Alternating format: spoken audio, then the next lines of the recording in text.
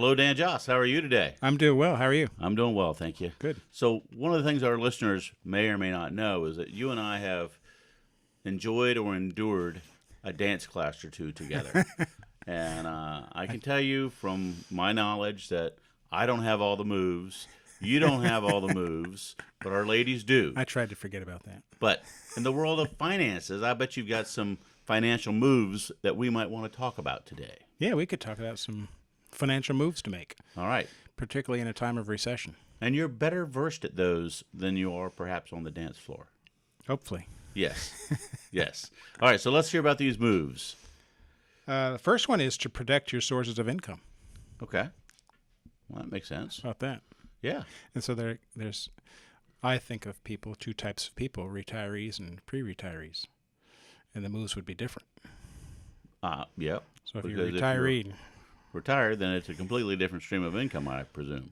yeah, and hopefully there's a few streams of income for retirees.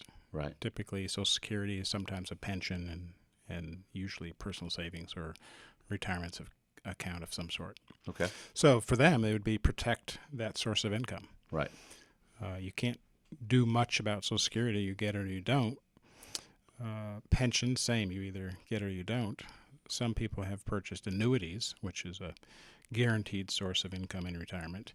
And then the portfolio.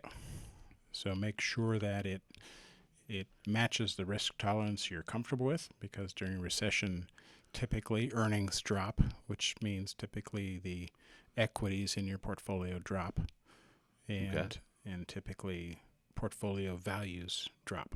And when you say portfolio, you mean your stocks, your bonds, your... Yeah, I'm talking all of that. All that. So that could be a IRA. retirement account, 401ks, taxable accounts. Sometimes those are put into trust, so a trust account. Okay. Together, those make what I refer to as a portfolio of investments. All right. Good. For the pre-retiree, protecting a source of income could be Showing up to work. becoming indispensable at your place of employment. Okay. Yeah, so bettering yourself, getting additional license or schooling or skill or something, Right. so that you are the last person to be let go in bad times. Gotcha. Or having an additional skill, looking for a better place. If you're on the chopping block, have that resume ready, have your skills ready, be invested in yourself so that you are desirable to some employer. Okay. And we always kind of say, start a side gig. Start a what? A side gig. A side gig. Yeah, so you have a source of income while you're looking for a source of income. Okay. I think Ross Perot said it best. Always be looking for a job while you have a job. Yeah, I've heard that it's better to be looking for a job while you have a job. Yes. So that's it. Just be as good as you can. Okay. And I guess that goes with have a positive attitude. All right. Another move would be to boost savings. Now, we always say you should have an emergency fund. Okay. But because a recession is a difficult time in the economy, it's also a difficult time in the job market, and the possibility of layoff is bigger Right. or greater, and so the need for that emergency fund may be front and center. Okay. And that emergency fund could be used for things like, oh, my favorite baseball team's got a game in town, and I want to go watch them play and have one of those $20 beers. Sure. Yeah? Because it's an emergency. The tickets are on sale. No, an emergency would be making a mortgage payment if your paycheck stops. Okay. Paying insurance, gas for the car, for Right. that next job search, those kind of things.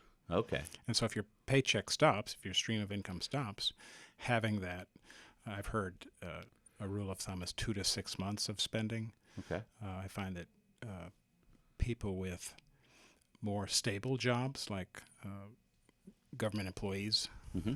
who aren't necessarily the first to be fired in a recession. Okay. Sometimes that happens in wholesale downsizing, but it's a little more stable.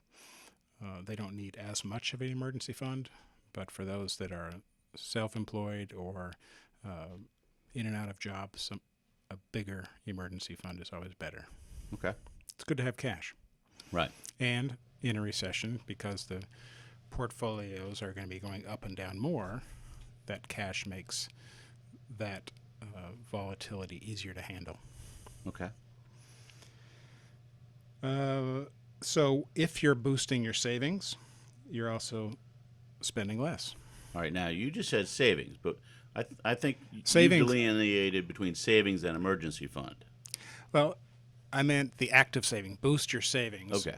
Saving to an emergency fund. Have a larger. Okay. Gotcha. So I'm cutting cash flow out by keeping it in, whether that's in a checking account or an emergency fund. Gotcha.